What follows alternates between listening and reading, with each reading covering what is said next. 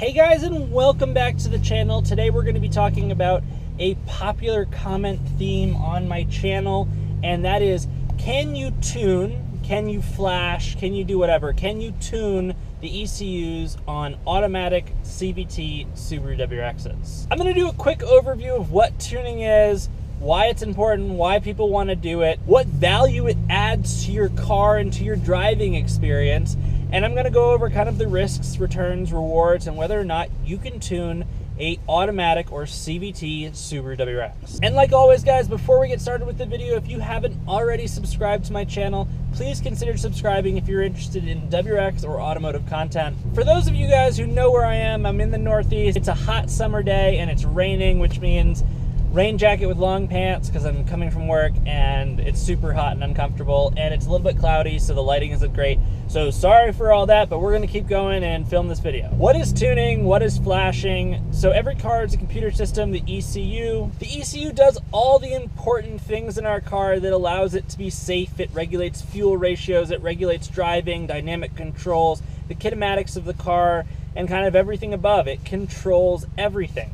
Now, something that you can do is you can tune it, flash it, and that's going to change the characteristics of the ECU and how it regulates the engine, creating more power and giving you more optimal driving dynamics. Common tunes of the Subaru WRX are going to be Stage 1 and Stage 2 tunes. Stage 1 tunes don't require any modification, and generally Stage 2 tunes come with either an intake, which could be a Stage 1.5, but it's usually an intake and a J-pipe for the Subaru WRX. That's your down pipe in the WRX, we call it a J-pipe. That's going to be a Stage 2 tune. There are two reasons to get a Stage 1 tune. Either you just want a little bit more power, which it does deliver a little bit more power, but what it really does is it makes the curve of power in the WRX a little bit more linear, and it reduces rev hang for a lot of us, and it just does a lot of advantageous things to this car. A Stage 2 tune comes with a lot more power and torque, optimizing the modifications that you've made for your car and really bringing out what this car can handle. Now you know what a tune is. The couple reasons you would want a tune is, like I mentioned before, it changes the driving dynamics of the vehicle. It also can greatly increase horsepower and torque, which delivers just a more fun car. We all know that the common manual WRX is a great platform for tuning, but with some of us, like myself, driving a CVT or automatic transmission because I want a daily driver or something like that, everybody has their own reasons. Can we tune our cars? Yes, the engine is the same, but if you look at the differentiating factor between those cars, obviously the transmission, are those going to necessarily be the same? And the answer is no. It is a widely known fact that automatic transmissions, well, let's take a step back. Older automatic transmissions just couldn't take a lot of power and torque. They weren't designed to. And a really commonly known fact is CVTs generally are not designed to be high horsepower cars. What's important to understand here is that Subaru has paired a relatively high horsepower engine relative to other cars and with potential, a high horsepower engine with kind of a low horsepower rated transmission. Why did they do this? To deliver ease of use, and that's exactly why a lot of us purchased these cars with this transmission. Now, being an owner, I am constantly seeking more power, so I ask myself, can I tune this car? Now, this is one of those answers that is yes and no. Are there people that tune the cars? Most definitely yes. There are tons of people out there with CVT transmissions tuning their cars, and there are definitely people out there with no issues so far. Generally speaking, a Stage 1 tune won't really change the car. You're going to add power, but it's going to be marginal relative to what the transmission can hold. Now, where I really start getting into the realm where I want to say no, you can't tune these cars, is when we're talking about Stage 2.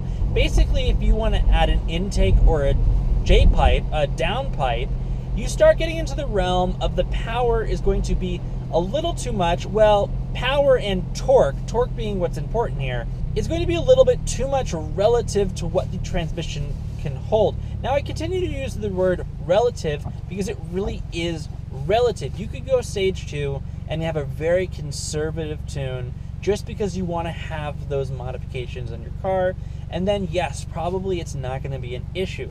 But when you start really going to get power at Stage 2, you need to start doing things to your transmission. Most people go for a transmission cooler, a newer, like an upgraded transmission cooler that adds value. Whether that actually works, who knows?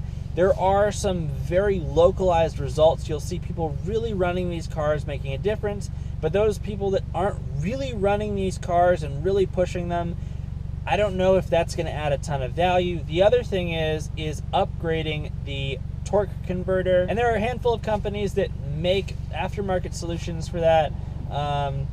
And it's one of those elusive things where there's not a lot of data on whether or not that helps, but there's a lot of people saying it does help and you definitely need it. And basically those people, and I think including myself, are driving that assumption from the amount of people that have failed transmissions versus not failed transmissions, and that ratio relative to those that have those supporting modifications. It generally shows that if you have those supporting modifications, you should be a little bit safer. Well, not safer, but you should have slightly a higher chance of not screwing up your transmission. So I really danced around an answer there. Quick answer, yes. Long answer, no. You can tune it a little bit. You can't push high horsepower in these cars. People do it. How long are their transmissions going to hold up?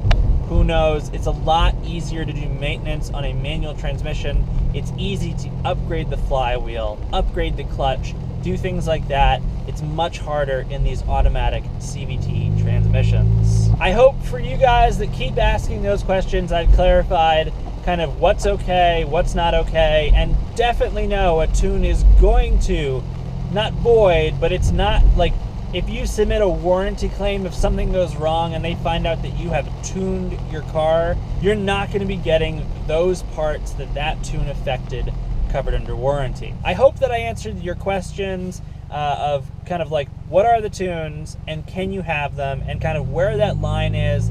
And guys, everything is a risk. Even if you're driving a manual transmission, you're risking your car, you're risking both the engine and transmission. The difference is with the CVT kind of automatic transmission, you're not only risking the engine, you are also risking the transmission, and I think the transmission is the more significant worry in this case. Thanks for watching, guys. Comment down below if you have any other questions that you want clarified, and I will definitely answer those as quickly as I can. I try to get to all the comments as quickly as I can. Thanks for watching, guys.